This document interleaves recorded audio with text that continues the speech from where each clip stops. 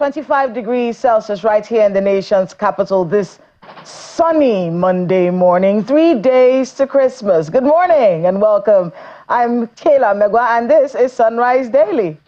And I'm Ayo Makinde. Good morning and welcome to the program. I don't know about the sun. It's not quite sunny here in Lagos, maybe because I've been in the studio for a bit. But hey, who knows? It's a little toasty here. It's about 33 degrees humidity, so it's a bit warm here in the nation's capital. Ayo, how's the route to work? Well, no traffic today, thank you.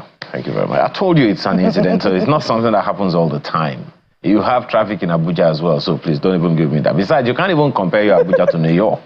What's your problem? Anyway, let's not get into that this morning. It's rather unfortunate what happened in Abuja, Kayla, right? It's really, really very touching. I mean, we are starting the show on a very sad note this morning, and our skyline will be reflecting that sadness.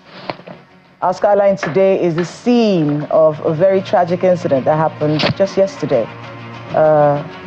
The Holy Trinity Catholic Church, I think a lot of stories. I think it happened the day before yesterday. I think it was Saturday. Yes, on Saturday morning that this happened. So there on your screens is the scene where the Stampede happened right here in Abuja, Holy Trinity Catholic Church in Maitama. And we've all been reeling from what happened in this place. And it's raised a lot of questions.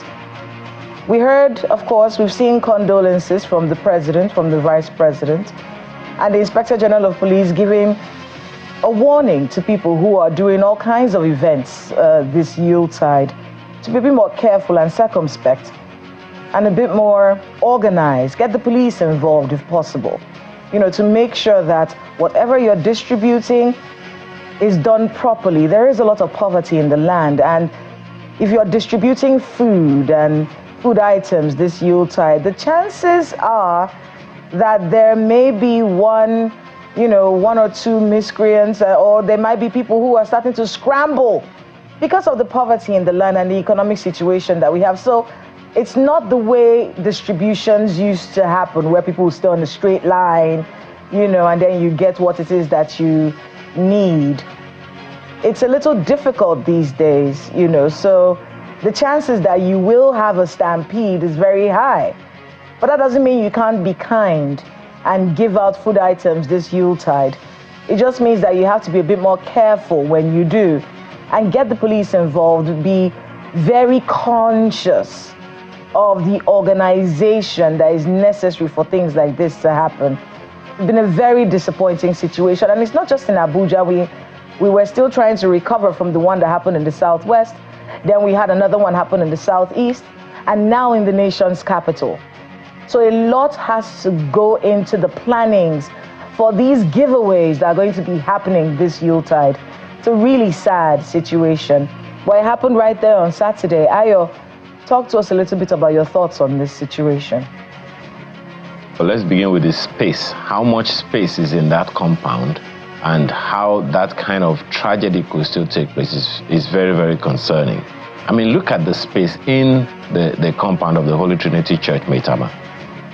That could even happen is unthinkable. But hey, I believe that the church has learned a thing or two, that in the place of doing good, I think it's somewhere in the Holy Scriptures, it says, don't let your good be evil spoken of. And it's unfortunate now that this is what we are talking about, even though the church had good intentions. Thankfully, there was another palliative distribution of sorts in the same Abuja city, and there was no record of any stampede or anything in that same city of Abuja. So sometimes it's really difficult. And you know what's interesting? What just came to my mind as you were talking, Kayla, is that we are hearing of the stories of stampede in the southeast and in the southwest. Meanwhile, the NBS figures of 2022 says there are way more poor people in the north than in the south. And to hear this now, one wonders exactly where to situate it all.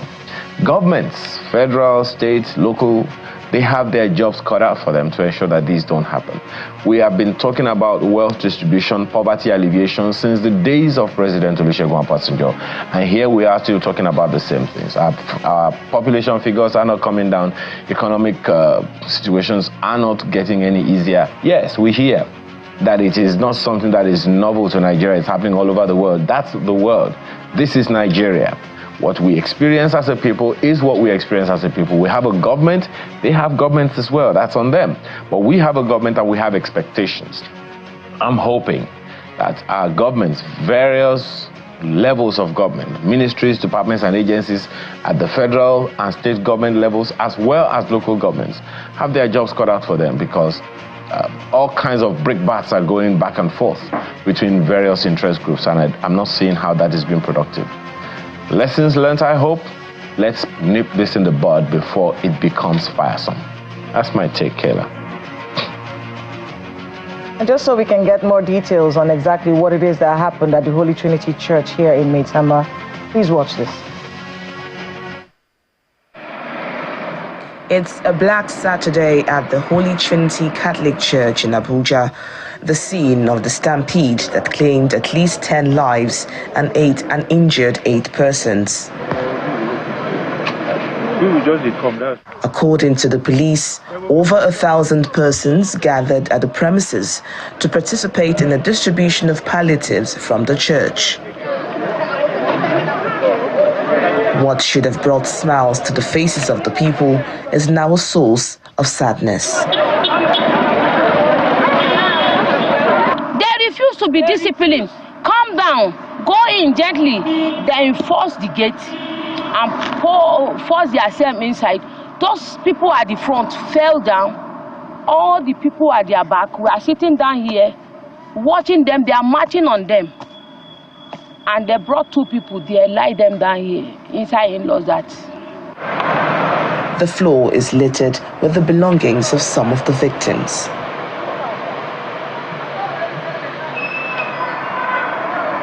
At the Maitama General Hospital, some of the survivors are still receiving treatment. While remains of the deceased were deposited at the hospital, 5 of the injured persons have been discharged. According to hospital officials, those still in admission are responding to treatment. However, a similar distribution of relief materials by the Catholic Church of Assumption, Asokoro, recorded no tragedy, as vulnerable individuals, mainly widows, got a share of the largesse. See the crowd, all of them, they got everything. No struggling, no fighting, nothing. They follow everything orderly. As I call, I don't see anybody die. Because they do it willingly, if you come, you collect, enter inside, go sit down. That's what they do. But I never see anybody die for here or faint. To prevent a reoccurrence, the police is directing any group, church or individual that is planning any charitable activity to inform the police or be held liable for such tragedy. And there you have it, that warning at the end of that report. If you do not involve the police in whatever kind of giveaways you're doing, whatever tragedy unfolds will be your undoing. And with that, we move to the papers. Let's see what the headlines are this Monday morning.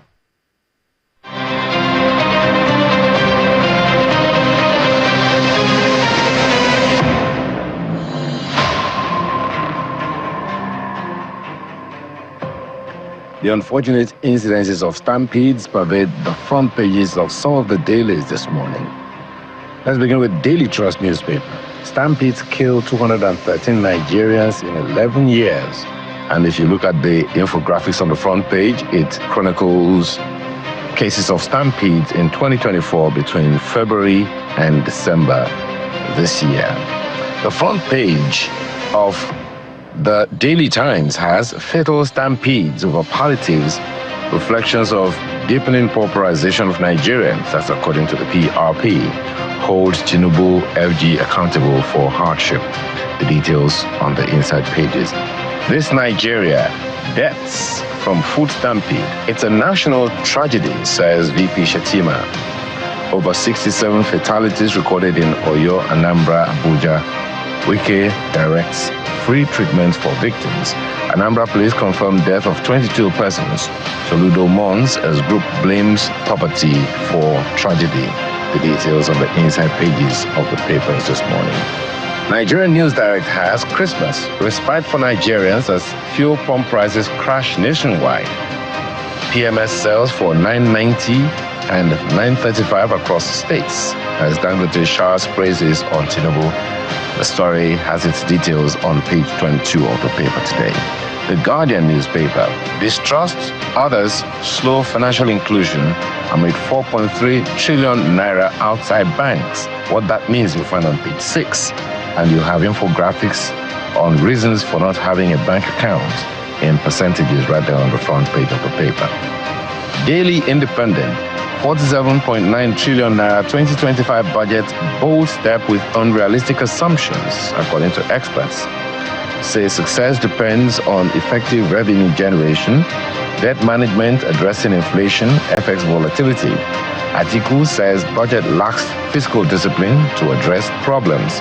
Details on page 29. Nigerian Tribune has Tinubu's reforms not responsible for stampedes. FG tackles PDP others. Stories on page 3.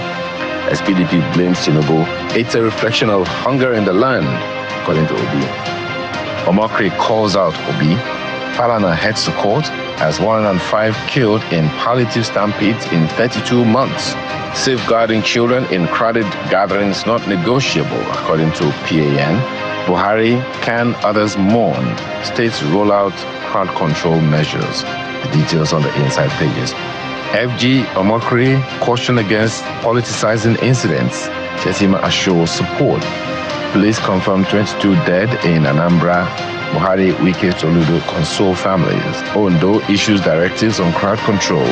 Oyo government permitted Agidigbo FM to use school, according to old students.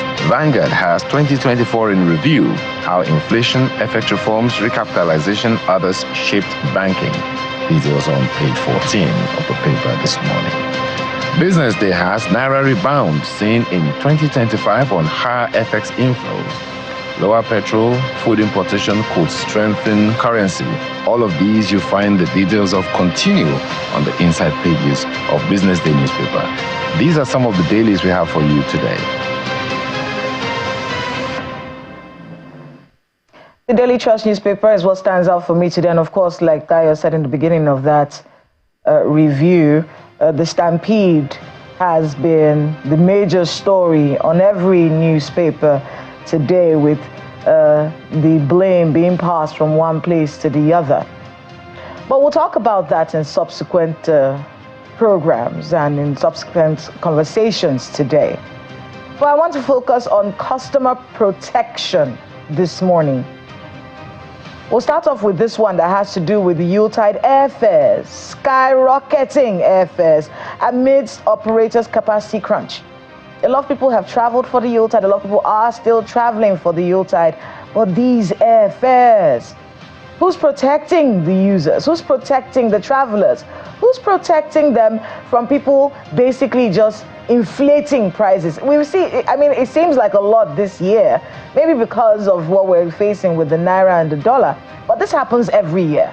So what's the explanation? Why does this happen every December, where the price of airfares and just travel generally skyrockets, crazy skyrocketing? So what's the problem? And who's checking it to make sure that these prices actually reflect what market realities are? Because it's easy for someone to say, oh, look at what the economy is saying, look at what the Naira is saying, look at what the dollar is saying, and for our business, we have to increase the price. But who's regulating that? And it's that question that brings me to another issue about customer protection. Still from the Daily Trust newspaper. Despite the petrol price cuts, NNPCL stations and others are selling above 1,000 Naira per litre. And I can attest to this one. I actually went and got fuel yesterday thinking I was going to buy at maybe 900, you know, at least for the first time in a long time. Let me be able to get fuel for less than 1,000. No, I bought for more than 1,000. I bought for 1,070 Naira. So what's the story? You know, who's checking that as well? Consumer protection, the FCCPC, whoever it is that is supposed to make sure that consumers are not fleeced. that consumers are not treated shoddily in this Yuletide season. Please go and check, find out why these prices exist, put out some kind of explanation that will help the people understand what's happening to them. You know, some kind of rationale. And if there is no rationale for these prices, let the people know as well, so that we know who to call out when we see these sorts of things happening. That's my take this morning. Ayo. Well, fortunately or unfortunately, I'm on the front page of Daily Trust newspaper as well. At the bottom of the page is something rather troubling. And I think maybe the presidency needs to come out to explain to Nigerians, or maybe if it's an oversight, then let there be an explanation. At the bottom of the page is 2025 budget.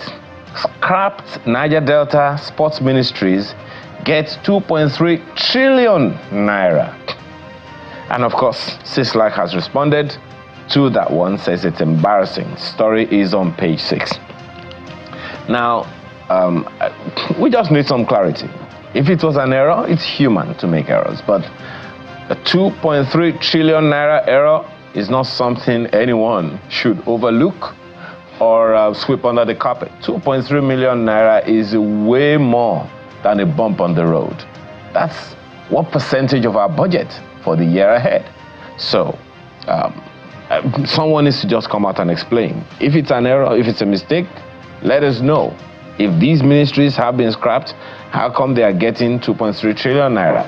If this is to explain that there are departments and agencies under these ministries or former ministries that need to still get some funds assigned to them, then it would be good for government to at least let Nigerians know and understand what the issues are, you know, this morning. But it's right there on the front page of the Daily Trust newspaper. That said, let's move on to take a short break now. When we return, it's time for us to take on the issues. So stay with us.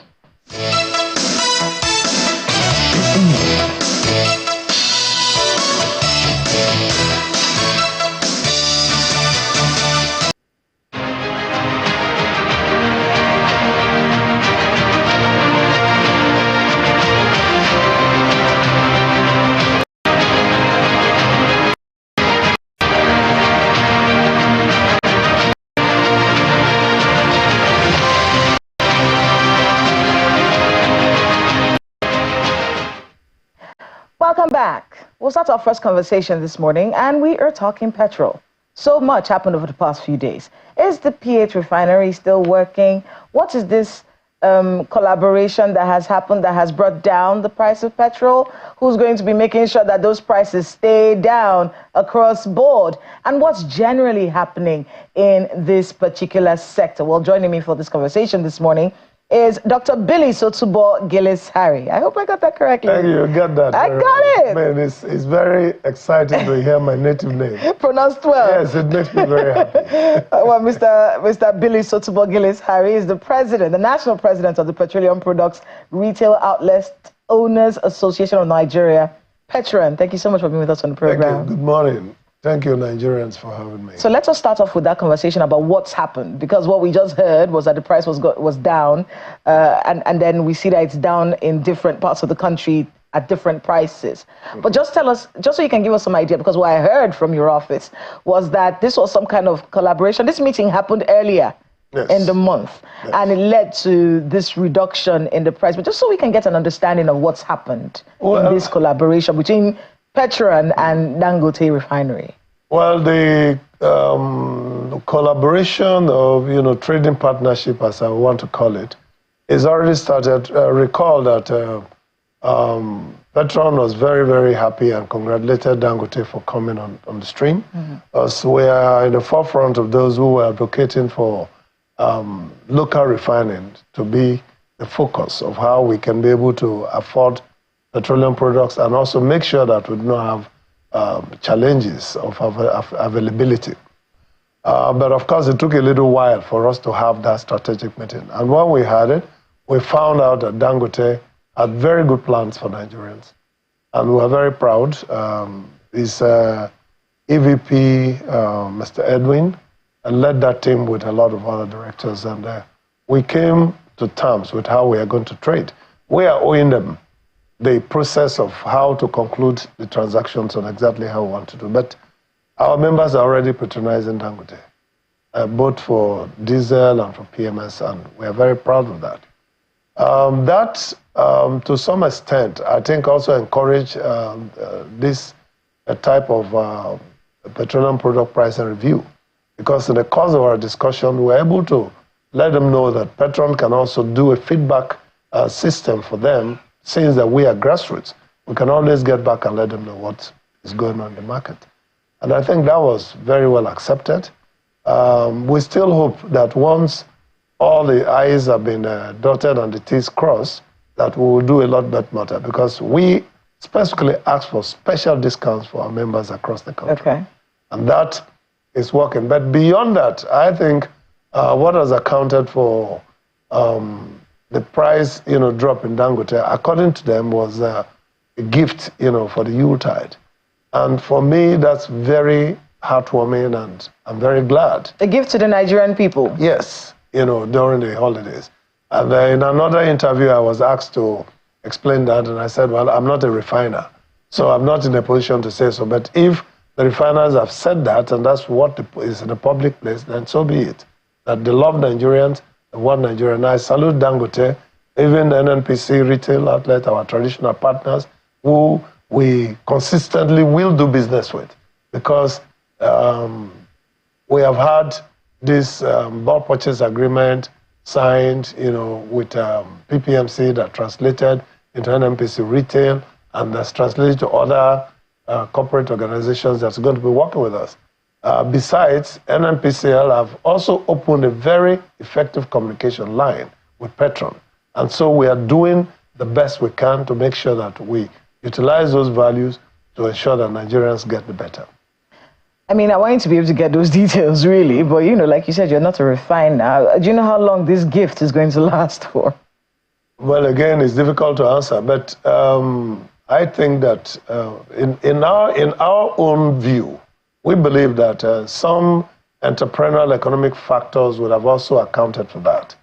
And among that could be, indeed, a corporate gift, a corporate, joyful giving back, to the society. It could also be the input costs of producing 1 liter of product, being drastically or marginally, reduced. And there could be quite a lot of reason for that, which is why we are very happy that Dangote is responding, NNPC is responding.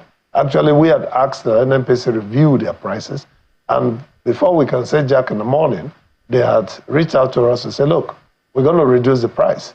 And we are happy with the reduction of prices, but more than that is the modality of doing business. For instance, my members can buy from NNPCL 1 truck, which we cannot easily do with all the other refiners, because we may not have, an individual marketer may not have the capacity to be able to pay for 1 million liters or 2 million liters. But we can always pay for 1 truck, 2 trucks, 10 trucks, and as the case may be, and be able to take, to our retail outlets and ensure that fuel is available.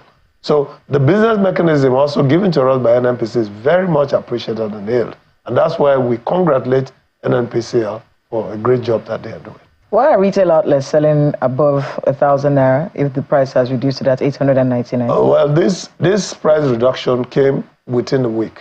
And don't forget that petroleum products have been bought from the different refiners prior to this reduction. So this reduction, if you apply it immediately, then it means that, don't forget that some of them bought at 970. A paid transportation cost and logistics that has taken it quite high. So by the time it gets to their retail outlets, obviously it's quite much more than that. And so they must also sell at a profit, minimal marginal profit as provisioned by the PIA. So that's the reason. But I believe from today, when members start loading from both NNPC and Dangote at this new price reduction, it will reflect in the market. But also don't give kudos to some of our members, some of the leaders in PETROAN, that have done so well, especially in Abuja, or even reducing their prices to below 1,000 before even this announcement. So we don't encourage our members to try to sell products at a loss, because our focus is to serve Nigerians. And the only way we serve Nigerians is that we have the resource to be able to do that.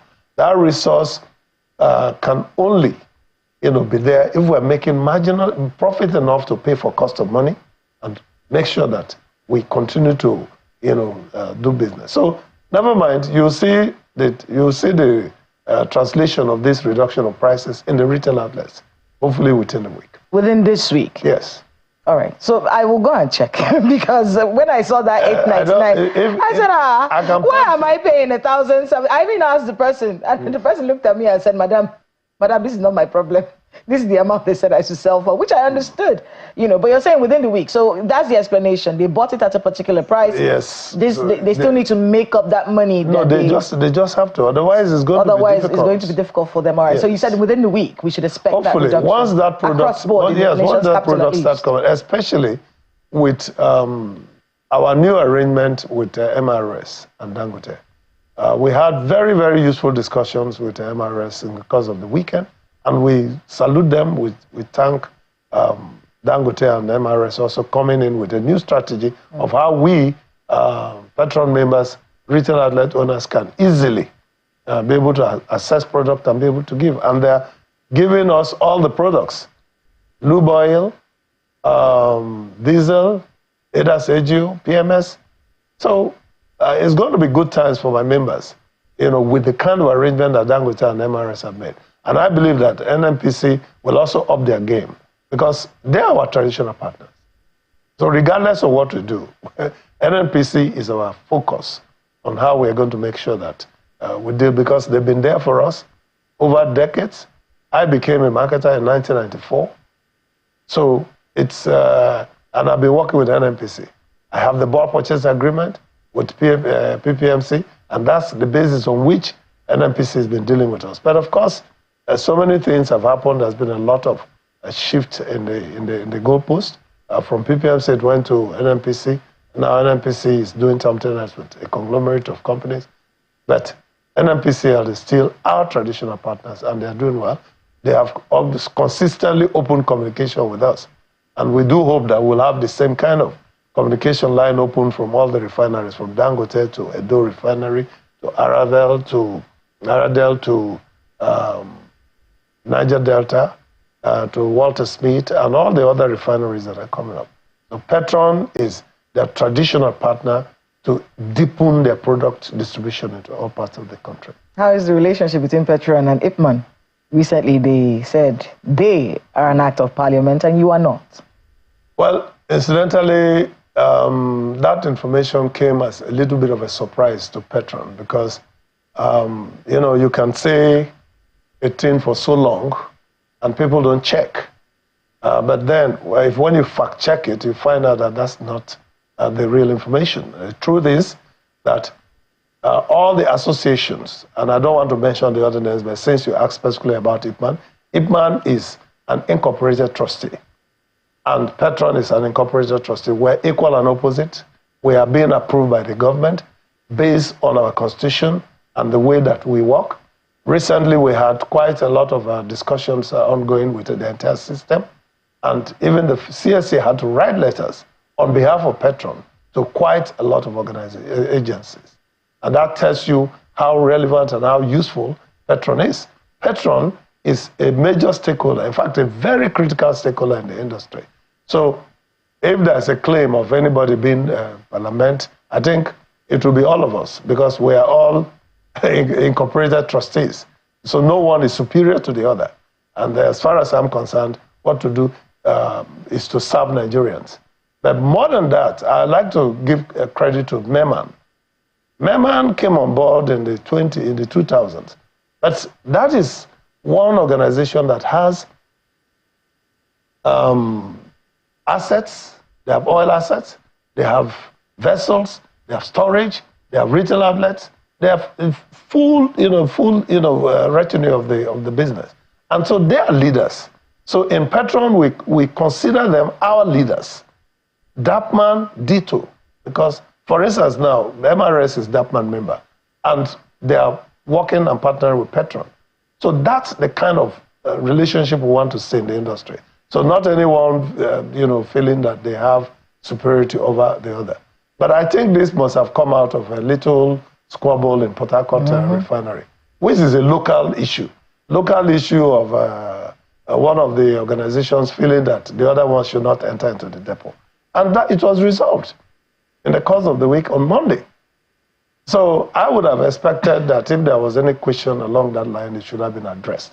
Not to talk about who is Act of Parliament, because there is no one that is not an Act of Parliament, because we are all registered by the federal government as incorporated trustee. And so the country, everybody in Nigeria needs to know that and stop, banding stories that are not really correct. Well, since you brought up the Port Harcourt Refinery, let's talk about it. I remember the last time you were very vocal about this blending issue, know, and you said there's no fueling, there's no refinery anywhere in the world that doesn't go through that process. We've had many people from the NNPCL come on this program explaining how the process works. But what I want to talk about is the fact that the refinery is rumored not to be functional right now.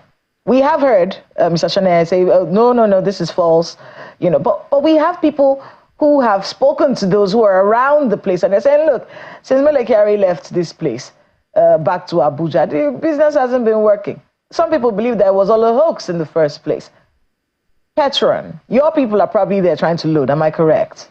Well, we already, right now, as I speak to you, sometimes when I hear some of these stories, I try to wonder, in a digital space such as we have, as information highway that is so efficient, it gives me a little bit of concern why stories are banded in the way that they get done.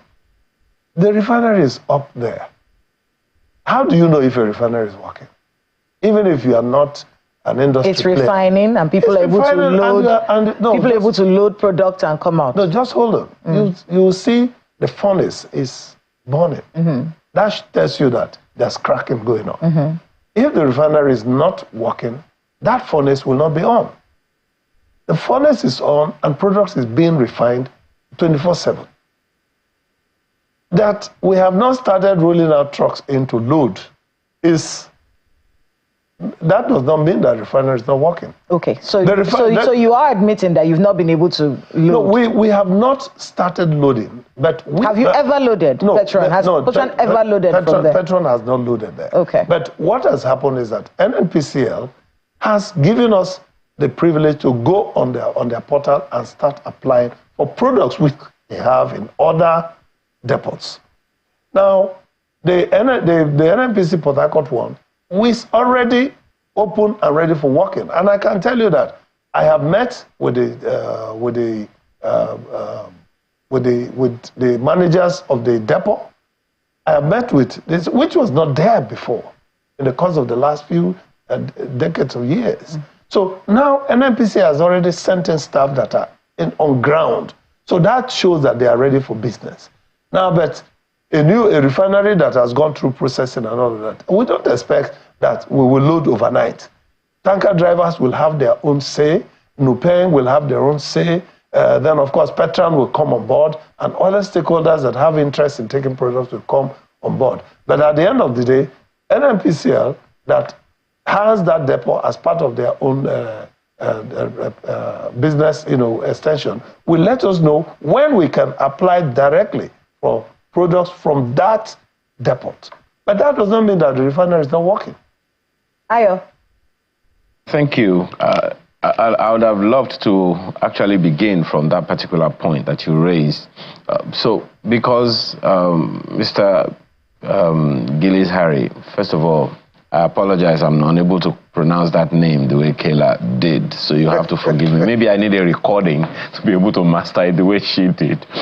The issues that you have raised, at the end of the day, one of the major things that many people need is to build trust in government, or any government agency at that. Because unless that happens, there is absolutely no way that we can encourage institutional development or advancement of our government agencies, because at the end of the day, that's all we have. So how do you propose we can begin to build that trust? Because, for instance, this NNPCL PH refinery is one of those things that there was a lot of bad news. In fact, I think it was even last week, we heard news making the rounds that which NNPCL had to come out and debunk that the refinery had broken down because of this or that. So how do we get ahead of that as a people, not as government agencies, as a people, to ensure that we can at least build some trust? It's only organizations such as yours that can help to do that, don't you think? Ayo, thank you for asking that question. I'm sure you recall that PETROAN has always asked for transparent communication protocols from every quarter, especially NNPCL. Why we came up with that as a responsible organization is to ensure, that information that needed to be passed to Nigerians be passed in a timely way, in an efficient manner, and in a context and content that's correct. Well, I can tell you that NNPC has improved very drastically on that, at least with PETROAN. And if PETROAN that is able to both, praise and also criticize is in the position to say that that communication parameter has increased and it is working well. And we are also asking for every other refiner to work that way with us. It means a lot. What I want to suggest is that there should be some mechanism of how public information should be passed from the oil and gas, so that the information don't come out looking like it's opaque. Because even to most of us that are practitioners, we ask those questions from time to time. But I can tell you that NNPCL's communication strategy and process with PETROAN has improved drastically. And so when we talk about issues concerning NNPCL, we are not guessing. We know firsthand exactly what the issue is and what we're talking about. And we hope that that communication line is open and kept alive for the whole, life of Nigerians, even after I have finished my tenure as national president of PETROAN. Well, good to know that. But now you have spoken about the two active refineries in the country, at least, the two prominent ones, yes. Dangote Refinery and the NNPCL PH Refinery. Now, of course, there are one or two others up here and there. Now, you have made a statement along the line of competition, how this price reduction is helping competition, so to speak. Talk to us about that. How sustainable do you see that being for Nigerians? On the one hand, you told Kayla the other time that you're not sure how long this Christmas gift is going to last. But right now, we have to consider that the competition is real. How sustainable do you see that being? And how do you think that will help us as a people, as a country, in the long run? Well, from what we have observed from our, prison point of view, Dangote is going to be rolling out 650,000 barrels per day of refined product into Nigeria. And even if they were to do 30 to 50% capacity on a daily basis, that will be sufficient petroleum product in the country.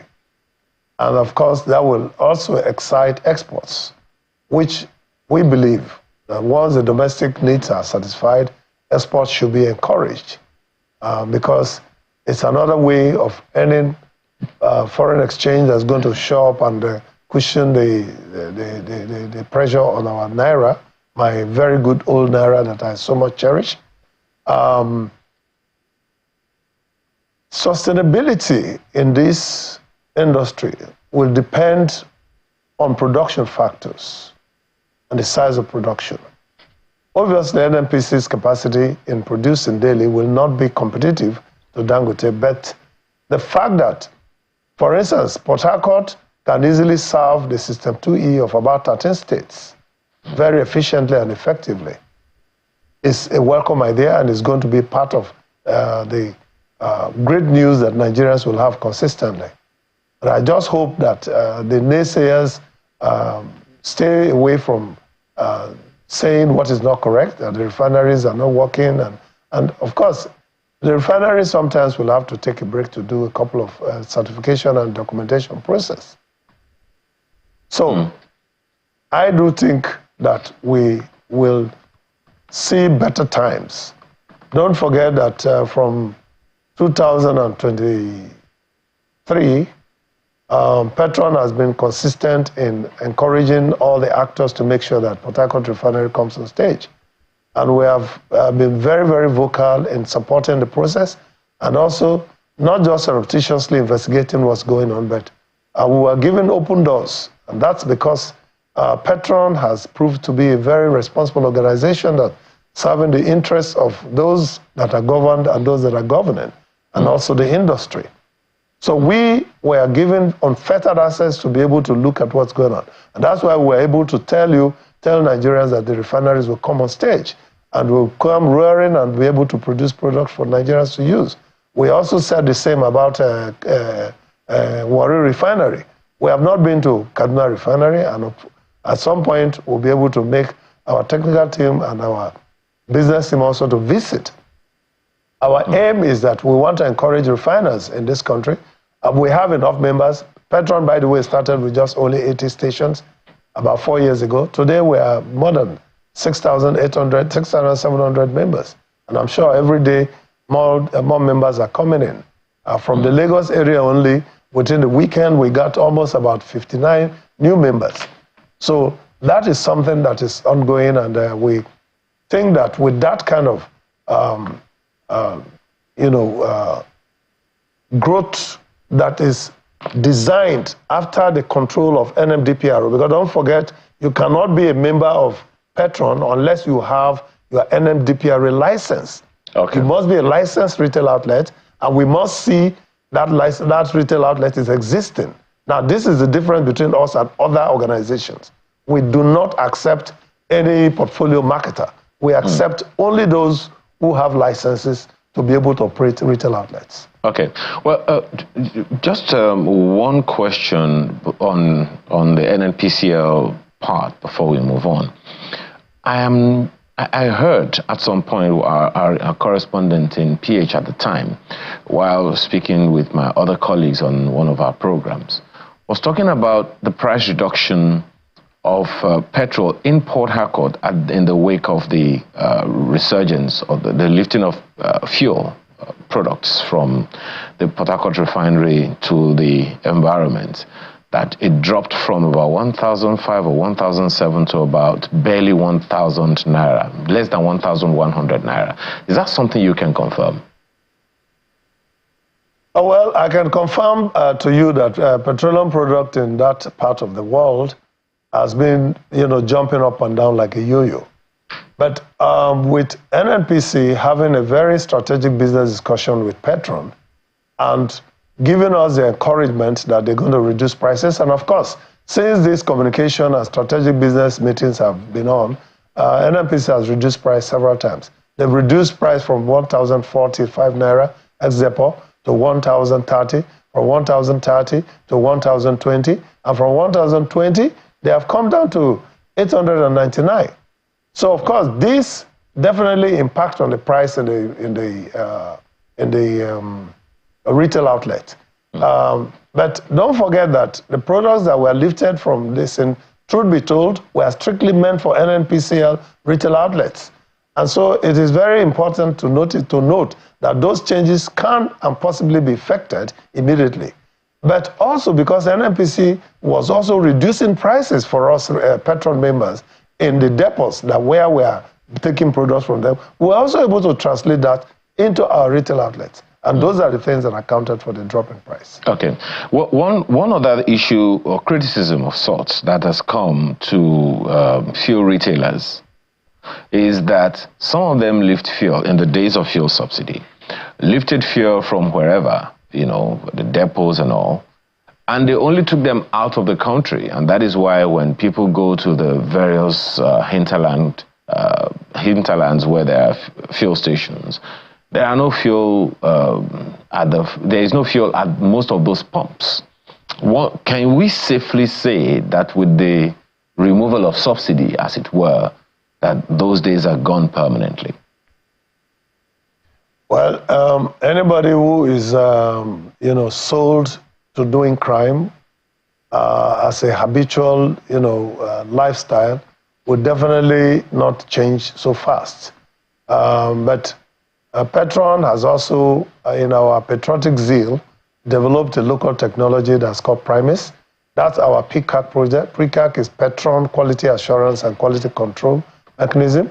It is it's a technology that is designed to make sure that smuggling or hijacking of petroleum products become very difficult. And we are hoping that the government will look at the efficiency of that at some point and be able to use it for what it is worth. I can only say that anybody that's engaged in crime should be brought to the book.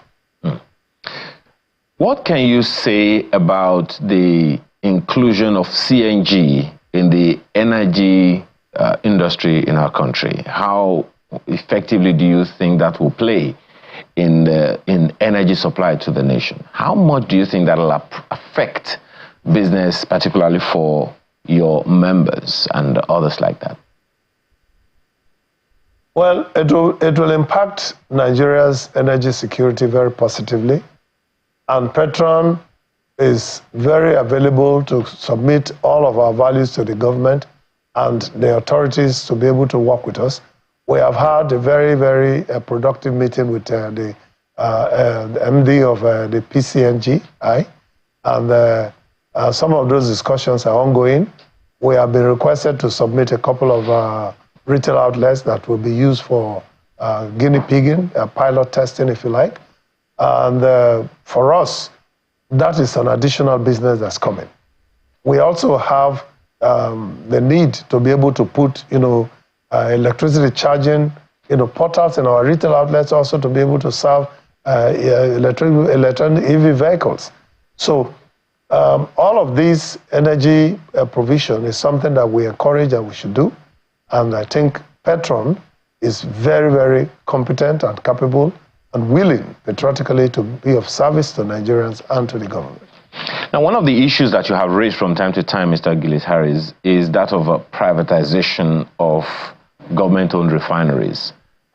With the refinery in Port Harcourt on stream now, 60,000 barrels per day, and the 150,000 barrels per day also coming on stream shortly, which will add everything to 210,000 barrels per day. Do you still hold that position that that refinery should be privatized, or you think there is a way that government can manage it in a way that it can sustain productivity for a very long time?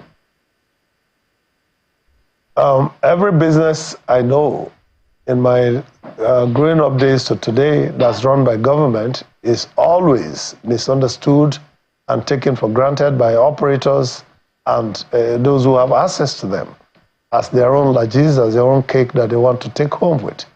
And so government's business has never been stable. And I remember a lot of booming businesses that the government was in charge of in Port Harcourt in the Transamade area when I was growing up. All of those industries have all, been petered off. So I know for a certainty, because I was also president of the Chamber of Commerce. I was president from Port Harcourt Chamber to the South-South Chamber to the National Chamber. I was the National Vice President for 11 years and 7 months. So I know very much some of the values, that privatization could bring, but it has to be done rightly. And so we still encourage the government to privatize. And of course, we're aware that the government has already started the process because they advertise for those who have equity participation abilities to bid for all of these refineries. So we have not heard anything public about it, but we are fully aware that government is also desirous, and we in PETROAN support that, because that's the only way these businesses can be sustained, and that's how it can work. Think about it. Most of us in PETROAN today started our business with 10,000 naira. And today we are doing business that's running into millions and billions. So it tells you that the private sector business mind is always there for sustainability and growth. And so we encourage the government to, at all times, also take those models, but consult with us as private sector partners so that we can also help in growing the economy of this country. And that's what I think should do, and we advocate and support that. I mean, I want to get back to something Ayo talked about there, which had to do with the transporting of petroleum products. Yes. Do your members, because the conversation came up years ago about having trackers on some of these trucks that load. Yes. Do your members have any, is there any plan of such, or do you have any such thing in PETROAN where your members, the trucks that are carrying, actually have trackers on them? Well, we have almost everybody that has a truck, for purposes of safety, install their own trackers. But there's a difference between a tracker that can be able to do both volume check, ensure that the tanker itself cannot be hijacked. Because if you have a tracker, it doesn't mean that your product can be hijacked and it cannot be stolen. But with the local technology that PETROAN has introduced, in addition to whatever that's existing, we call it PCAC Primus. PCAC is PETROAN Quality Assurance Quality Control. And the idea is to make sure that when you lift 1 liter of product from any depot, you must receive 1 liter in your station. And the quality for which you left it after NMDPR has given certificate of quality should be what you should have. And the technology that PETROAN developed over the course of the last few years is doing both and also tracking. We have now even introduced a new technology that we're partnering with an American company to be able to even see the volume and check it while you can use satellite for that. So even when your drivers get to know that there is an installation that is going to monitor them, they cannot sabotage it. So PETROAN is actually, on the run to provide efficient services for both the government, Nigerians, and our members. And those who are, subscribed to it, talk about it. Even when we are doing the 3 Ps, Petroleum Product Passport, it was working because some of our members were using it. But for some reason, we had to change to something much more dependable and much more affordable. So we shouldn't have any issues of any of your members taking products outside the country. Well, you should sneaking them across borders and making a truckload of money. Well, PETROAN members, to my recall, have not been involved in any of these things. And the reason is there's a lot of benefit in being a member of PETROAN. A lot of benefit that a lot of our sister organizations don't provide. So our members take their membership of PETROAN very seriously, because if there is an infraction and some kind of punitive measure is invoked, it will affect them.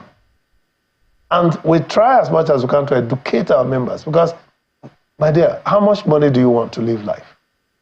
You just do a service and get satisfaction for doing the service. And that in itself gives you a lot of longer life, less trouble in getting involved in health issues. So we encourage our members to be satisfied with life. That's the first thing you get when you get to become a PETROAN member. Before we let you go, do you think that there's some kind of transparency? Is there more transparency needed in the way the NNPCL runs its business? And I'll explain. When it comes to this Port Harcourt refinery, it cost $1.5 billion for it to start running. Yes. The money wasn't picked on the street. It's people's money. It's taxpayers' money. So if that amount of money was used to get a refinery running, it's only natural that people would want to be asking questions if they hear some person sitting in his truck outside and say, oh, they've not been loading, I don't know what the problem is. It's only natural that people would want to say, wait, what's really going on here? Is there more transparency needed in the way the NNPC runs at least the old Port Harcourt refinery, so we can be able to get answers and not have these speculations? Then we have a situation where the NNPC is always responding to accusations. No, they're lying. It's not true. Well, no, if you had given information earlier, there wouldn't be these speculations. Do you think more transparency is needed? Well, I do think that, and I do agree with Nigerians asking questions. And there's really no reason why we shouldn't ask questions. In fact, the less questions we ask, the more difficult it will be for us to even repair issues. And again, I come back to the fact that regardless of what we do, we should be satisfied with whatever that is our income to be able to make life what it is. You don't need so many houses. You don't need so many cars. You just need to have just what is useful to keep your life going. We have 75 years, 80. Some of our parents are living up to, my mother is 92, and I'm very grateful to see the way she lives, because she lived her life satisfied with just simple things of life. So Nigerians should ask questions. And there is really no reason why questions should not be asked. But my thing is that while you want to ask a question, please ask productive questions. You're not answering my question. Should the NNPCL be more transparent? I'm going to address that. Ask productive questions. And the NNPC themselves should come clear with what they're doing. For instance, what they're doing with PETROAN. PETROAN can beat their chest and say, this one question you asked, we have information. Because NNPC is relating with us. And they are letting us know exactly what PETROAN members should have, so that we give valuable information to our members. Imagine NNPC going to announce something on TV. Yes, so many people will hear, but how many people will really need that? But if PETROAN goes to tell our members that this is what's going on with NNPC, it has impact, because at least 5,000 members will respond and hear it and understand it. And so we did applaud NNPCL for the kind of information strategy they have built with PETROAN. And I hope that it's going to be consistent and continuous, and we should be able to translate it into how business is done, so Nigerians will be the better for it. But as far as transparency, both from the upstream to the midstream to the downstream, I think that we should require transparency, because it's our money, it's our sovereign wealth, and we need to know. Just so we know how much for petrol again, how much should we be expecting from today? Ipman said 9.35 per liter. Well, it will be the same. It will not be any different thing. If we as PETROAN negotiate to get a better rate, then it will also translate in the decibel for 35. Yes, that's what MRS and Dangote is agreeing with PETROAN.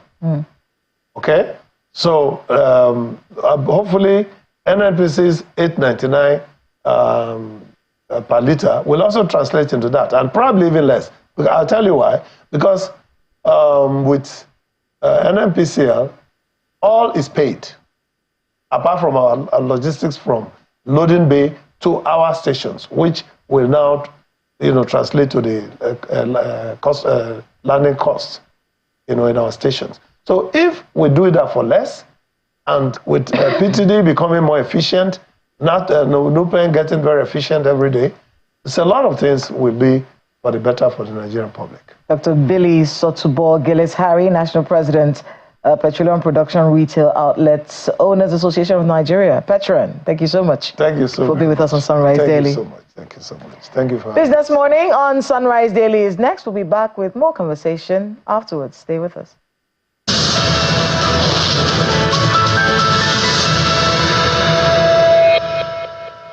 Well, hello and welcome to the Christmas trading week right here in Lagos, Nigeria. I hope you're feeling the Christmas vibe, regardless of high prices. Hopefully your disposable income is resilient at this time. But let's get to the top stories I set to agenda now. Our Nigerian foreign exchange market, it's all mixed results for the last trading day last week, with NAFEX rates appreciating, while the CBN closing rate, that depreciated slightly there, but 0.03% end from the close, 1,536 naira from previous close of 1,537 naira. That's for Friday. For the NAFEX window, 1,548 naira. Maybe we might get a Santa rally in the FX market. That would be nice to see, definitely. Meanwhile, the Central Bank of Nigeria has reported a 2.97% increase in net foreign exchange inflows to the Nigerian economy during the third quarter of 2024. The inflow stood at $14.46 billion, down from about $14.89 billion recorded in the previous quarter. While this represents a quarterly decline, the inflow, that significantly increased by 75.91% compared to the same period in 2023, when it was about $8.22 billion. To the oil market now, oil prices inch higher today, tracking a broader rally in risk assets. This positive movement comes after the release of U.S. data showing a cooling in inflation, 0.4%. That's the rise for Brent crude, $73.20 a barrel, while U.S. grade WTI, that's staying under the $70 psychological level, up 0.5% to start the week. We've seen this happen before in previous weeks. Starts in the green, then subsequently we'll see a pullback. But it's a holiday shortened week, trading week this week. So we'll see how the few days of trade play out for this week. All right, we see the Nigerian National Petroleum Company Limited has reduced the ex-depot price of premium motor spirit, commonly known as petrol, from 1,020 naira to 899 naira per litre. This price adjustment follows a recent similar reduction in the price of the commodity by Dangote Refinery.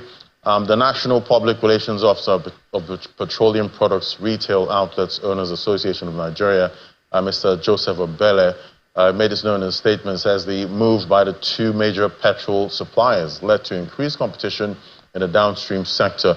He commends both the NNPCL and Dangote Refinery for responding to the association's call for affordable PMS prices and said it will ensure that the benefits of the price cut are passed on to the end users and that the overall downstream sector remains stable and conducive for business, especially during the festive season. And also, yeah, still talking about the Dangote Refinery there, it signed a partnership with MRS to sell petrol from its retail outlets nationwide at 935 naira per litre. That's according to the president, Dangote Industries Limited, Aliko Dangote. Is a positive impact of the Naira for crude swap deal approved by the president, Bola Tinubu, according to a statement released by Dangote.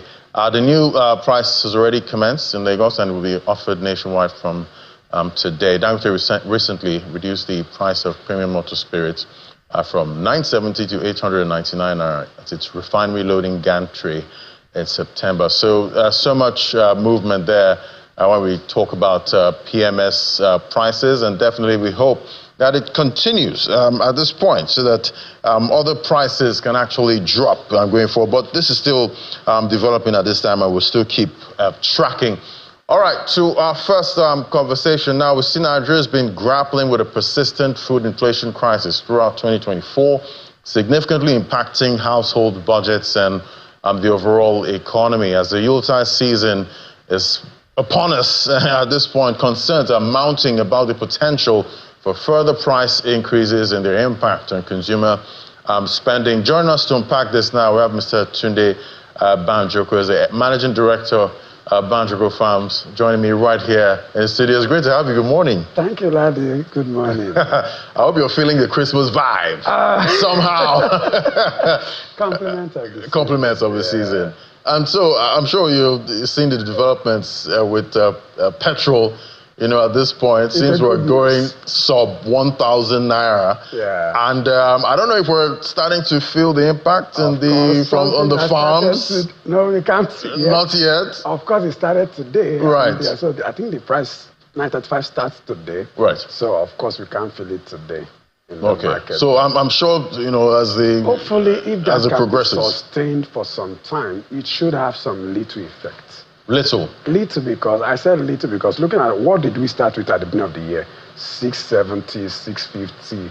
We went as high as 1,100. Now going back to 935, would have just been. We can't go back to where we were in January. So except we go back to where we started in January, then we can see a significant effect. What would you say is the ideal price that we should be looking at per litre? 200 that would drive the prices down significantly. Maybe let's not be Oliver Twist. Let's say realistic. We should go back to like a 400-500 naira per litre.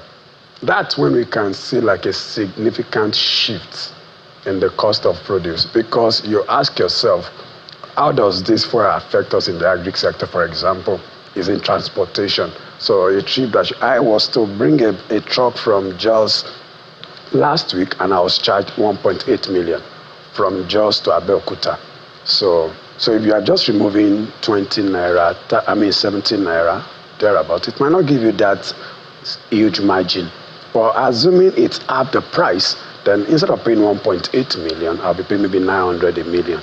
And that's when the customers can also have the best of price. And I guess it's quite tough for CNG to act as that alternative for most of these. I think there was even in the paper today, the tanker drivers were protesting that they've been excluded from the CNG arrangement.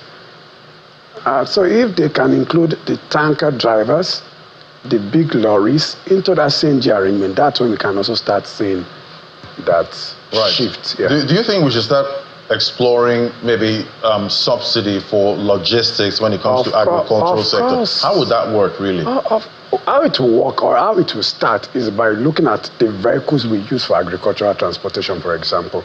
We use trailers most times, and these trailers work on diesels.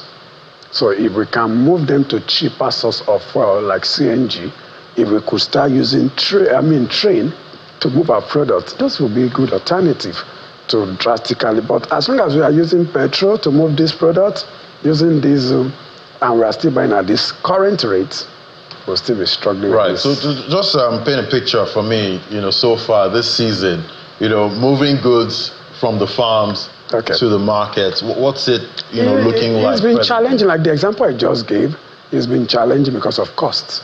So you have clients who would have bought more, but because of cost, they are turning down orders. Because by the time they add the logistics to what they have in mind, the budget is not adding up. So it's made transaction a bit slower. So you also look at the agric. Look at how much they are selling chicken yet now, average of 20 to 35,000 naira for one. So how many people can afford it at this time? So this period, some people, challenged me in church yesterday and said, why is it this high? I said, it's really not the fault of the farmers. It's the input going into the feed of these birds. That is, so this season, and a lot of farmers too, they are not happy selling at these rates. That's the truth. And what people also don't know is that farmers are also not making profits, even at these high rates. That's the irony of the whole thing. Because most of the time, you feel like there's some kind of profiteering, also going on, even though we know input. But the input has really, let's give an example of maize, which is a major component of feed. Maize at the beginning of the year was average of 430, 420,000 per ton. Now doing about 750, 800,000 per ton, just in 1 year. So demand is low, but the input into the production is what is really causing this stuff. You also look at rice. At the beginning of the year, local rice now was about 45,000 per bag. Now it's doing about 95,000. But farmers are not making any huge profits. Most farmers are barely surviving at this time. Right, because I miss the taste of live chicken.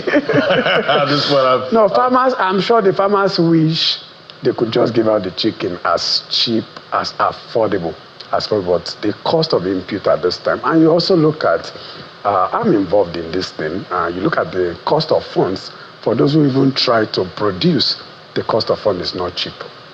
All right, let's look at the budget now. Okay. For 2025, we know where the majority of the money is going to. That's the defense and all of that. But looking at the 2024 budget, it was about 362.9 billion naira. That was budgeted for for the agricultural sector. That's about 1.32%. Okay, so looking at the 2025 proposal at this point, what do you think should be going into agriculture? We're seeing defense still getting a major chunk.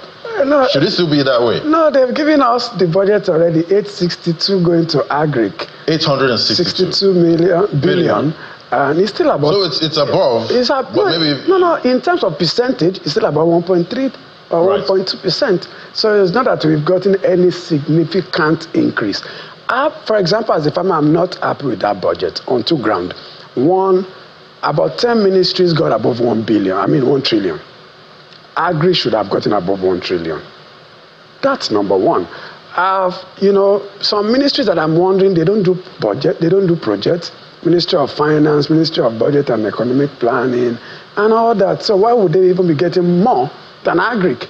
Agric will split their budget into research institutions, universities, and then the ministry itself take a quota of it and then plow back maybe 20-30% into production, which is always low. I think something we've been clamoring on for years is this Maputo and Malabo declaration that give at least 10%. I was thinking minimum agri should have gotten 2.5 trillion from this current budget if we are really serious about changing the numbers. If ministries who are probably not doing projects and stuff like that just for overhead are getting above 1 trillion, then the ministry we are so concerned about, You know, I looked at the 2023, revenue from agric exports, from our exports. We made about 1.23 trillion from agric. 3% thereabout over foreign earning. So that kind of ministry should be given more attention, in my own opinion. But seeing that, it's been said that security is a major issue. Security, fine. Infrastructure, fine. Agriculture, health, fine. Education, so if they solve those problems, would that should it will have effect. Have an impact? No. Definitely, solving insecurity issue will have significant effect in our production. So that's why I'm not objecting to the funding. The only issue I have with that is that implementation. Because they've been getting all sort of high allocation, and yet we are still battling with this thing for years. So I'm also just looking at implementation. And then my own concern also will be, while 862 billion is not enough, I'm also now more interested in the implementation, execution, because that's always been the gap. Not even the amount. It has always been, for me, the gap. Like, how is that money realistically spent? That's really the gap. And you look at the promises in the last, I'm not going to even go back to the last 10 years. Let's just look at 2022, 2023, 2024. First quarter 2022, Nigeria did this, green imperative project for years now. We are expecting tractors from Brazil. Till now, first quarter 2022, the then president said the tractors will be here now. 2022 gone, the administration ended. Sometimes last year, this year, August, the president said the equipment from Brazil, Belarus, the US, they're almost, as if they're on the IC almost here. But 4 months after, we can't see them. We're talking of mechanization, but we can't see this equipment. You also look at rural infrastructure. There's this new $500 million from World Bank. We are dropping $100 million. So, but we keep asking, and I'm shocked seeing that 16 states already participating. I'm wondering, where are the roads?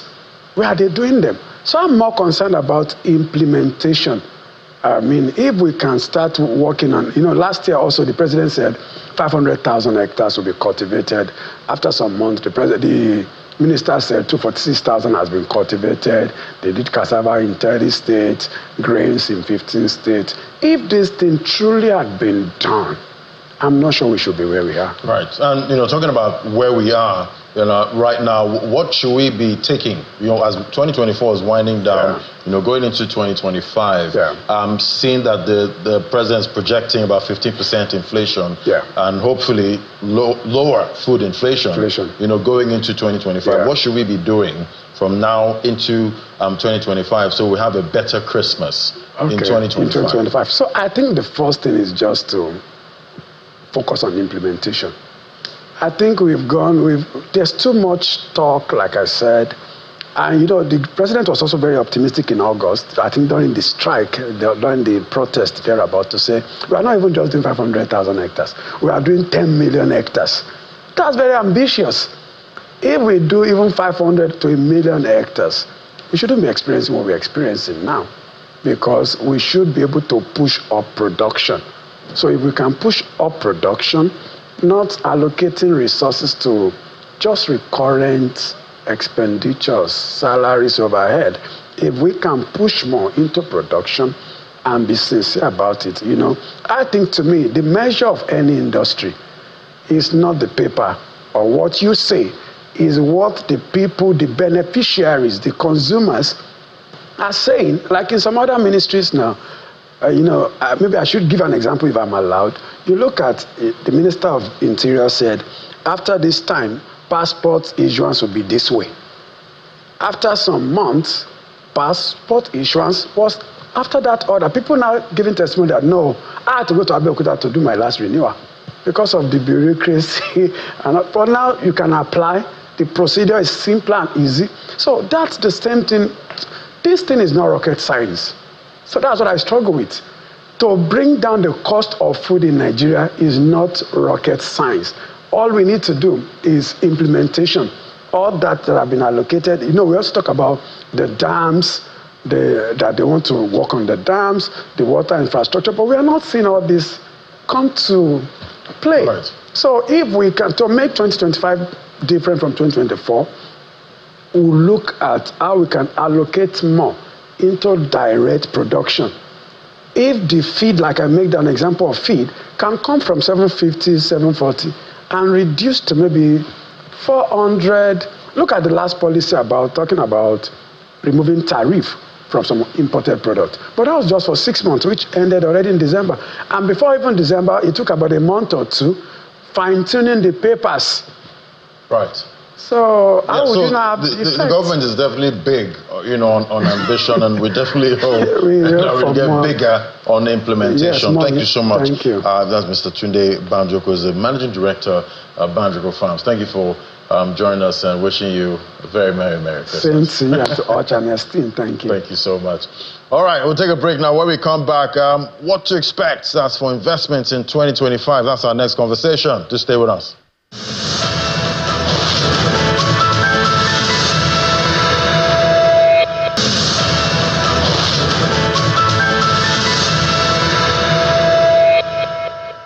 And as 2025 nears, Nigeria stands at a critical juncture, grappling with economic challenges, including high inflation, currency volatility, and infrastructure constraints. However, amidst these hurdles, opportunities abound for investors. Let's delve into the key factors shaping 2025 investment outlook in Nigeria. Join us for this conversation. We have Mr. Ayodeji Ebo, the MD Optimus by AfriInvest. Join me via Zoom. Great to have you on the show. Good morning. Yeah, good morning. Yeah, so Mr. Ebo, it's all about using 1 naira to turning 1 naira into 2 naira at some point. But definitely, we know the macroeconomic headwinds can make that a little tricky. So, talk to me about key macroeconomic factors that will shape the investment landscape in Nigeria for 2025. Okay, thank you. So, I think it's been an interesting year so far in 2024. But looking forward, some of the major factors that would shape the investment landscape. The first one would be the FX policy, which is going to be around liquidity and stability. So you would observe that for most of the quoted companies within the manufacturing, telecommunication sector, this year suffered, and last year also suffered significant FX losses, given the mark-to-market that they will have to do, and also the impact on their costs. It was really very impacted them negatively. So what we expect that would help is by next year, if we see that stability, we expect that most of the companies that have been suffering this significant major gap and it has been impacting on their bottom line, some of these companies would do very well and present good investment opportunities in 2025. We also need improvement around stability in policy. So a lot of policy inconsistency also send negative signals to investors. So I would say that around the FX policy, if we are able to see that with some of the new, on the back of some of the new policies around the B-match that has been introduced this month, and given the stability we are seeing, if that is sustained, we will begin to see more influx from foreign portfolio investors.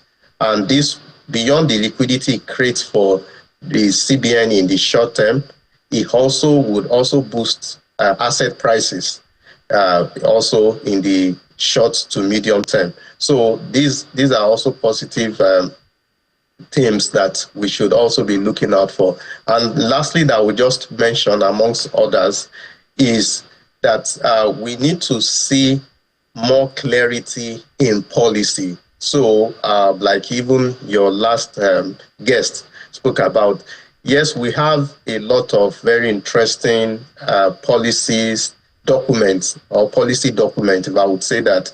But we need to see the implementation and measurement of the performance, the impact across several sectors.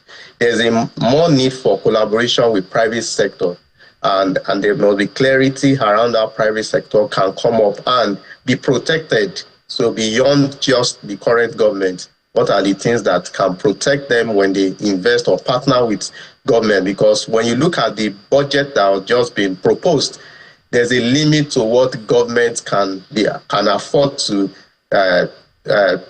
support. You look at the last budget performance for this year as at August, we've only spent about 5 trillion on capital expenditure. I think it's about 3 trillion on capital expenditure, which left a gap of about 5 trillion. Yeah, so you would see that it's always at the receiving end. So if we don't deal with this, it's also the investment climate cannot perform optimally in isolation of an economy that is dragging. Okay. And, talking about an economy dragging, 2024, we've had the macroeconomic headwinds. We've seen, central bankers, in global markets there, cutting rates, trying to bring down, lending rates. But with all of this, with all that's played out in 2024, we're still seeing indexes, hit new highs. A couple of indexes in the U.S., they hit, levels they've not seen before. We're still at 100,000 for the equities market, over 100,000, I think, for the last trade. We're seeing asset classes like Bitcoin, risk assets hitting new highs in this, same 2024. So, talk to me about what we've learned so far, in 2024 as investors, and what we should take into 2025. Do these risk assets continue to rise in 2025? Okay, very interesting angle to that. So, what we should, one of the takeaways is that even when there are challenges and volatility, that is also where the opportunities are also So we should pay attention. How do we identify the opportunities? So you would see that for a larger part of the year, you spoke about cryptocurrency. Before the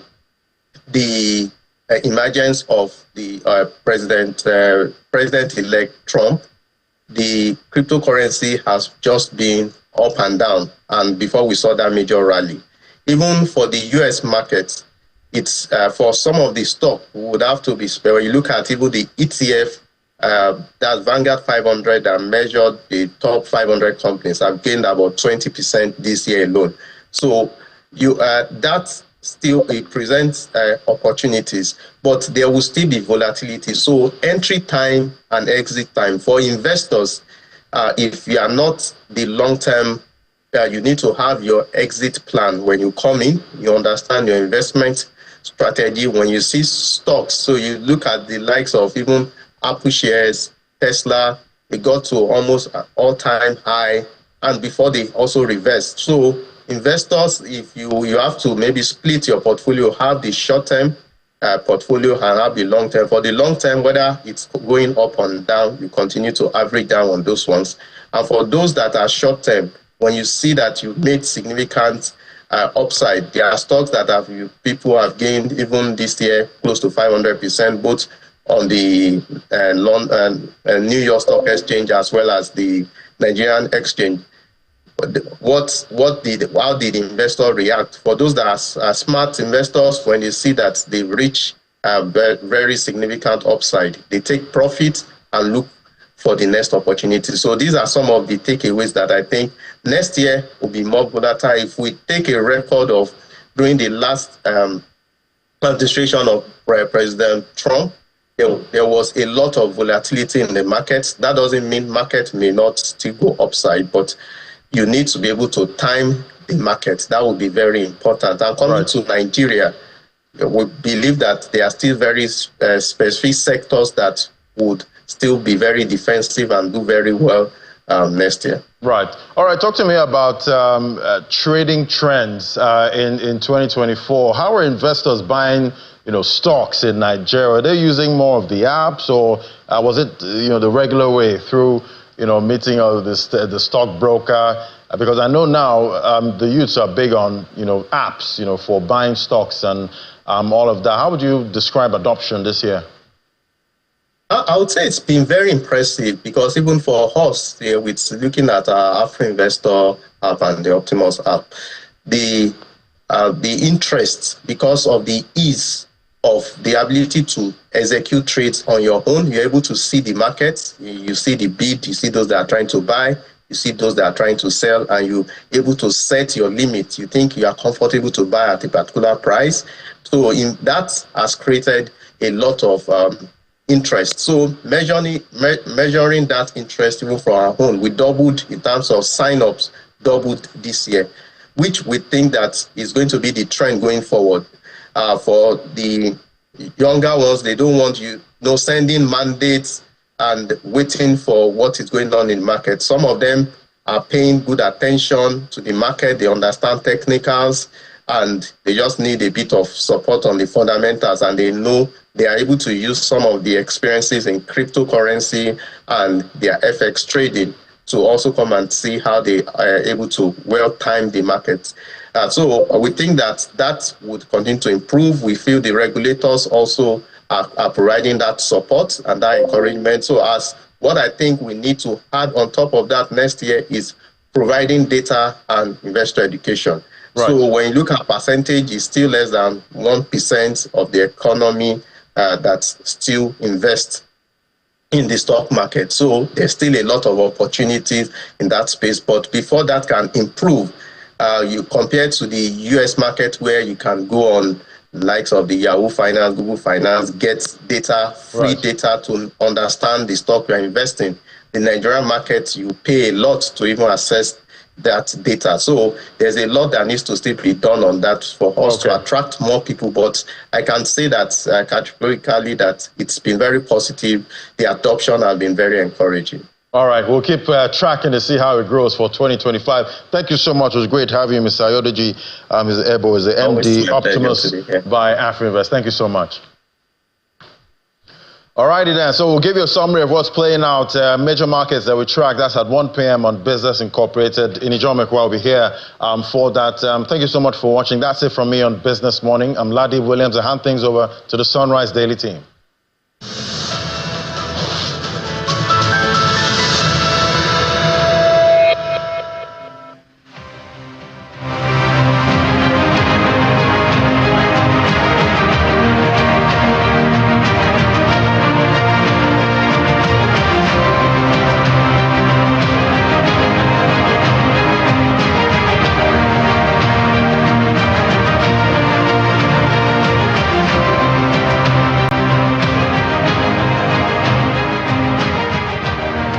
Welcome back to Sunrise Daily right here on Channels Television.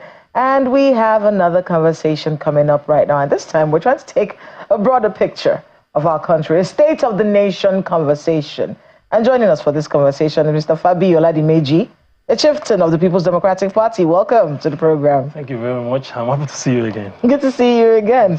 The last time I saw you, you were telling the APC that they had run out of ideas. That was the last time I saw you. They still don't have the ideas. So let's talk about governance. End of the year. How has the APC and President Bola Tinubu fared, in your view? The answer to this question is out there. It's on the street there. You can see, you can feel it everywhere. Okay, this is Christmas season. Okay, before I do that, please, I want to wish you and the entire team Merry Christmas. Then secondly, I want to, condole those people that lost their lives in the Stampede, in Oyo, in Anambra, and even in Abuja. This is a direct response to where we are in this country as we speak. Okay, I'm sure the intention of those who organized the events were clean, good, and clear. They didn't wish for anybody to come there and die. But you could see how it all turned out to be, because people are hungry. People needed something to make them stay alive. People need something that will make them still remain as human beings that they are. So people that were invited and those that were not invited but are hungry, you see how they trooped out to that and see what happened. So it's the first manifestation of the State of the Nation today. It is a direct, clear manifestation of where we are in this country today. And like I said, the answers to your questions are there on the street. You are in Nigeria. You know what? You are a mother, you are a wife, you know what you'd spend to keep your family together. Today, I withdrew my nieces, two of them, from foreign school, 3rd year, 2nd year. My little sister's children. because I couldn't afford foreign exchange to keep them there. That speaks a lot to me as a Nigerian. So that's where we are today. I want to be able to look at that stampede and do a breakdown for people so they can understand. I think the Daily Trust did a fantastic job this morning doing a breakdown of what the stampedes have been like for this year. The headline actually says 213 Nigerians killed in 11 years. But let's look at just 2024. In February, 7 people died in Yaba. In March, a palliative distribution in Nasarawa State University, Kefi, 2 people died there. In March, Zakat distribution at the headquarters of the AYM Shafa in Jos Road in Bauchi. 7 people died there. Distribution of Salah palliatives in Sokoto at the residence of Senator Ali Wamako. 9 people died there. December of 18 was when we had the tragic one that happened in Oyo, the fun fair in Ibadan. Then, of course, the one we just mentioned in Anambra State in Okija Ihiala at the local government area, Christmas rice distribution by Obi Jackson Foundation. And then this one in the FCT, 22 people died rather in Anambra. And then in the FCT, distribution of Christmas rice at Holy Trinity Church, Mitama, Abuja. Your party has said it is the president's fault that this happened. Now, let me first say this. This is just a number they want us to know. The possibility of this number being more than this are there. But I don't blame them because all over the world, whenever there is something of this magnitude, you see the government trying to manage the numbers. Even you see the security agencies trying to manage the numbers.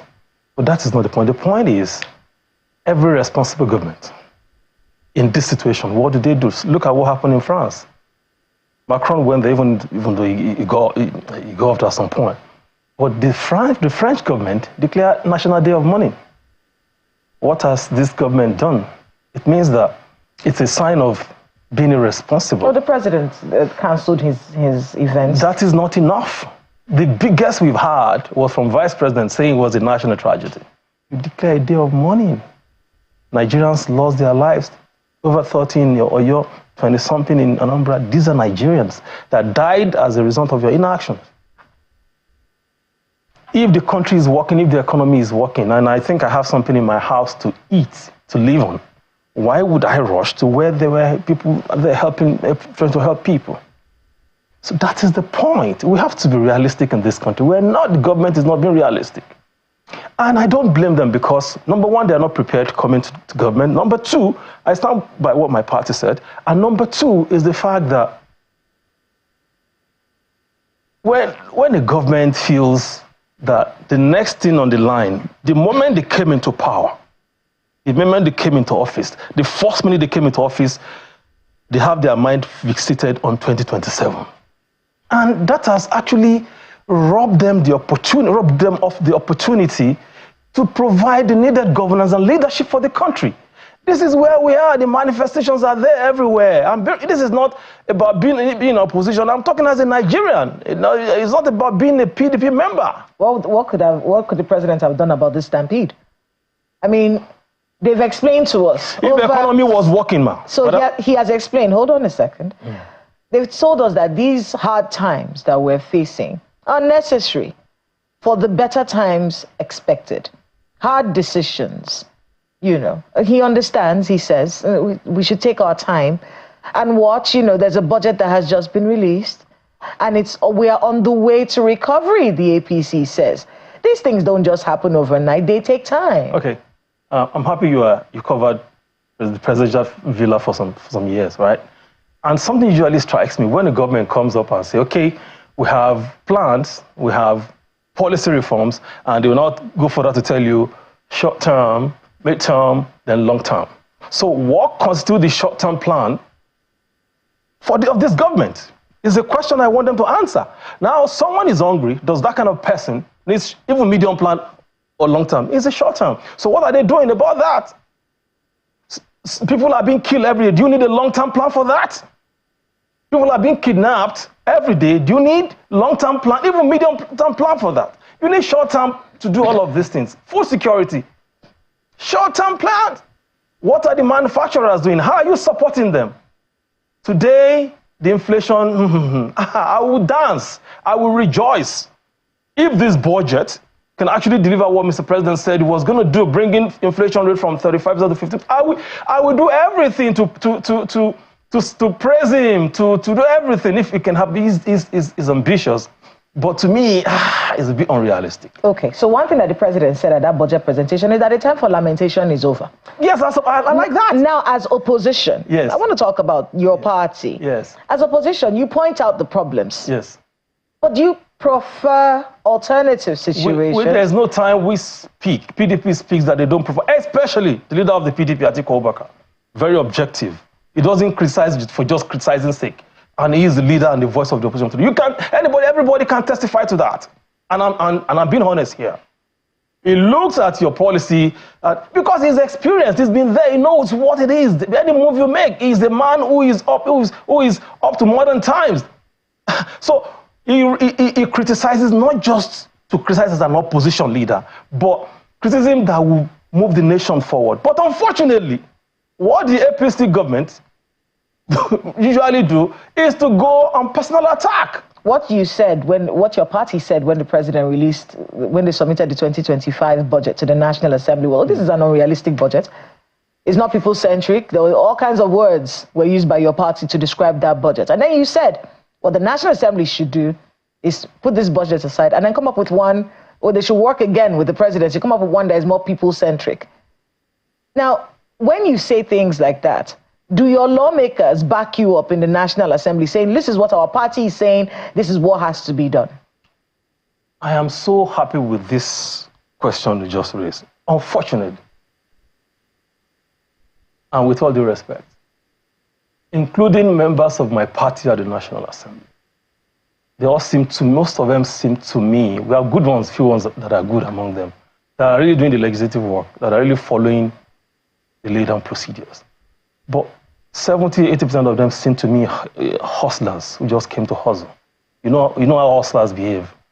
Nothing matters to them except what they want to get.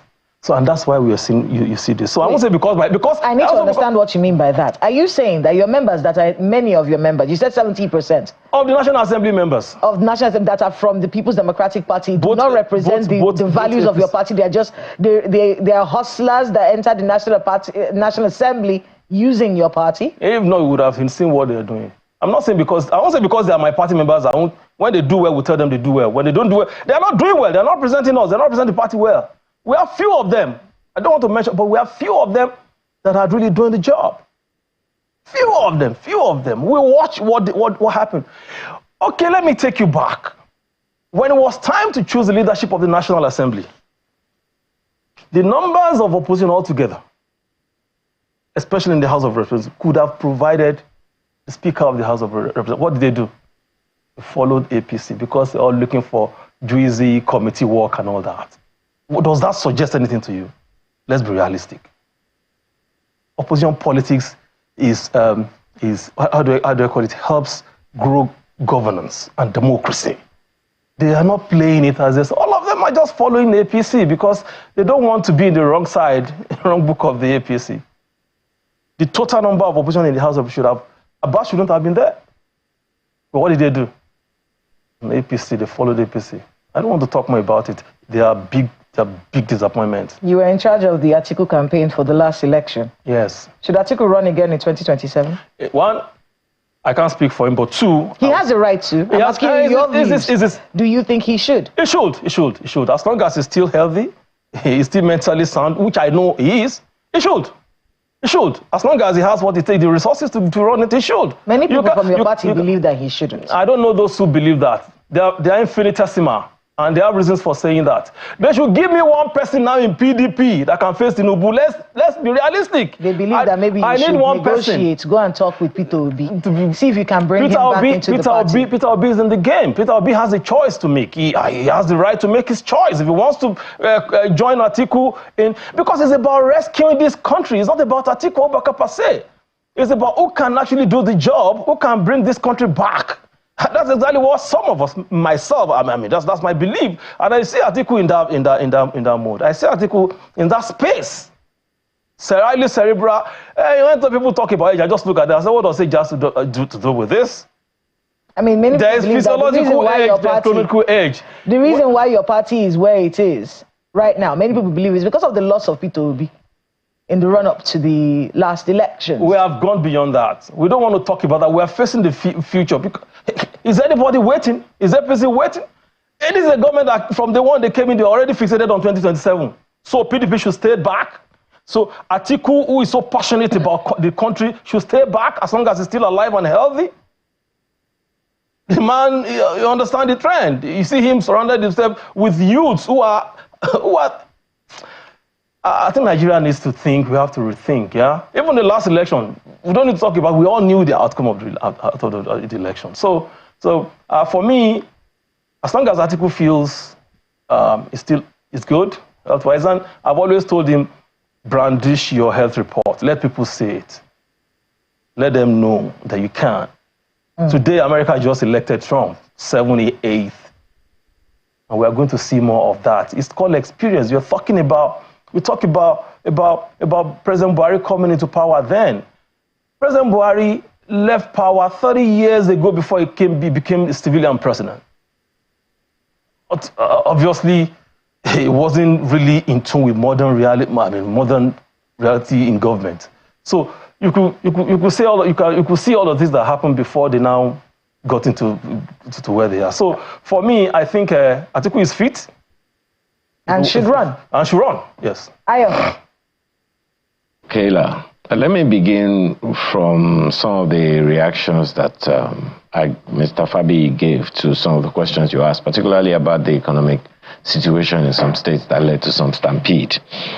First of all, referencing that data you showed, says that in 11 years, we've had 213 stampedes, and in this year alone, we've had quite a number.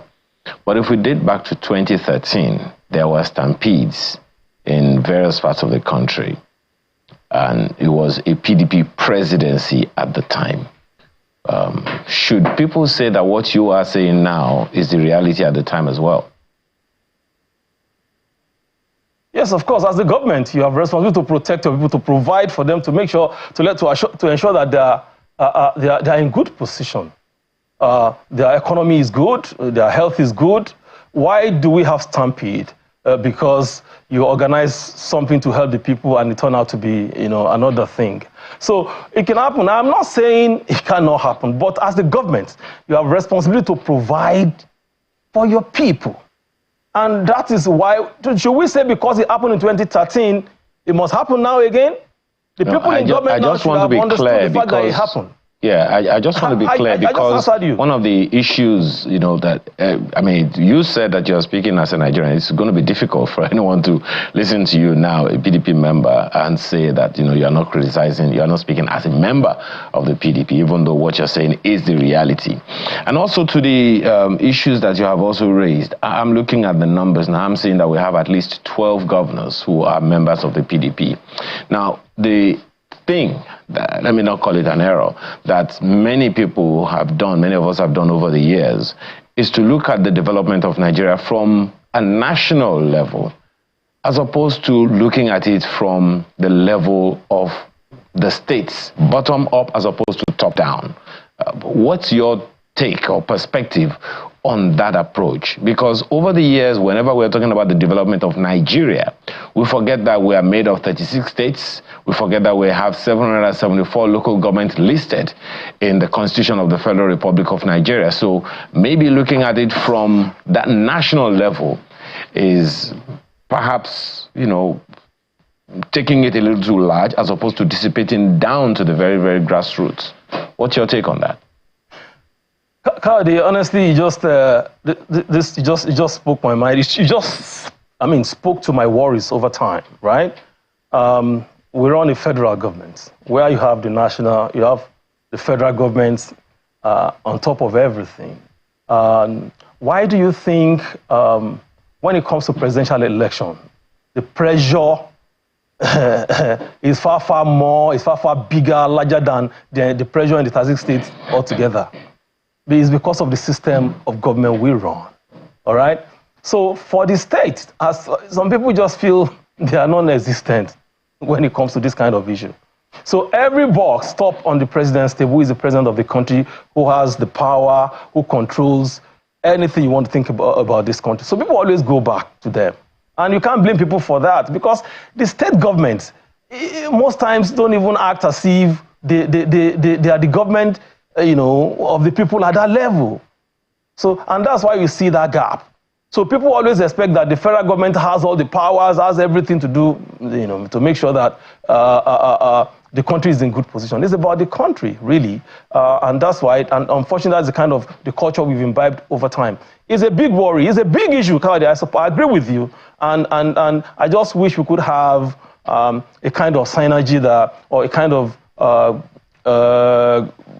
government model that would make people feel the impact of the state government and even the local government. So if now they're talking about local government autonomy, I hope it works, because that is where the people are. So you have emergency management authority at the national level that has fat budget. Does the state have the same as? Do they have the same? So these are the dynamics, these are the issues. I totally agree with what you said, and it baffles me. It worries me, honestly. So leading to the issues you raised about the responsibility of government, particularly when a specific political party angled to be in government in that particular state. And we have them. We have at least at least three or four political parties running different states in the country today. We have the APC, the PDP, APGA, we have LP. And one wonders if, speaking about the synergy that you mentioned now, Mr. Fabi, if there is a need to revisit the promises that the governors in particular made before coming into office. Do you see that playing out? I'm asking that against the backdrop of some of the initiatives of the federal government, where and how they align or synergize, to use your word, with the position or developmental strides of the states. Okay, the question I'm going to ask is, we run a federal government, like, okay, let me say the United States of America. What do they do? Where do we have the synergy? Where do you have the dichotomy? What does federal government do? What does state government do? When you go to the United States of America today, see that the states are evenly developed. How did they achieve that? And I think that's what is missing in Nigeria as we speak. You go to Chicago, you go to Illinois, you go to Florida, you go to Texas, you almost get confused because the developments are the same. So what are we? See, this insincerity of our leaders is the bane of all of these issues. And I must be honest with you, they are not sincere with the people. It all boils down to leadership. You have a Mr. President that knows his onions. You have the governor that knows his onions. This is democracy. Make INEC work. Let the security agencies, make them do the right job they're supposed to do. The leadership recruitment process, make it fair, make it robust, make it fantastic. Then you see the kind of leaders we have. Who cares for the people? We don't have that now as we speak. And that is the point of departure. I don't know if I answered your question. But this, unfortunately, or rather incidentally, this runs across party lines, irrespective of party. Is that what you're saying? Exactly. It runs across party lines. Yes, you're right. Okay. So how do we begin to readdress that? Because at the end of the day, just as you said, it's about the people. Initiatives are coming from the federal government. Just a second. Initiatives are coming from the federal government that are not dissipating, percolating down to the states. There are points of divergence between the federal government and the state governments, even to the face of the vice president in one of their NEC meetings. So how do you, what would be your proposition as to coming to that middle ground of agreement before we make progress? Okay, the first thing is, can we look at our constitution? Because Nigeria as it is has structural defect. Can we look at that? And where we're supposed to reduce, add more powers to the state to be able to function, that will hold leadership to be responsible, or where we need to remove some powers that will streamline governance, into providing quality leadership. These are the areas. It's like everybody's just doing it's just about individual. Okay, look at it. a governor came and met programs of his predecessor in office. He cancels it, no matter what happened, no matter how beautiful it is. A president comes into power, he jettisons the program of the predecessor. These are some of the things, no matter how we want to look at it, there must be a... So we need to look at the structure of governance in this country. And that's why, for me, I am in support of restructuring, whichever way you want to look at it. Economic restructuring, political restructuring, social, and all. There is need for that. Interestingly, my apologies, Mr. Fabi. Interestingly, there are those who have said that the initiative of tax reforms is to devolve more fiscal resources to the states as opposed to keeping it at the center. What's your take on that one? Well, that is just one aspect of it. The tax reforms are so many components. That's just one component of it. But for me, I don't want people to be overburdened with taxes. Okay, you have all these SMEs that are not supposed to be paid, because the moment you overtax them, they run into problem, they run into coma. Do you understand? So what my own take about this tax reform is that, one, it should be all-encompassing, and it should be the one that I see tax as, I usually describe it in this way. It's something that goes round. It's something that goes round. It's not really a means of generating revenue, because where you pay, when they deduct here, you get it back from here. That is the way it is. So let them give us a tax reform, that will not overburden the people, that will be streamlined. Whatever the states get, let us see what they do with it. Whatever the federal government gets, let's see what they do with it. That is what really matters now. I want to be able to talk to you more about your party's stand on these stampedes and the people who have died, linking it to the president's reform policies. And the president responded to you yesterday, the Minister of Orientation. What did he say? He's saying, I want to use his words, attributing these tragedies to the president's reform is baseless and misleading. And he's describing the actions of the party as unfounded and disingenuous. Actually saying you're trying to politicize a human issue. There's not like being politicized. It's the reality. What my party said was the reality. Because we came in almost 2 years now.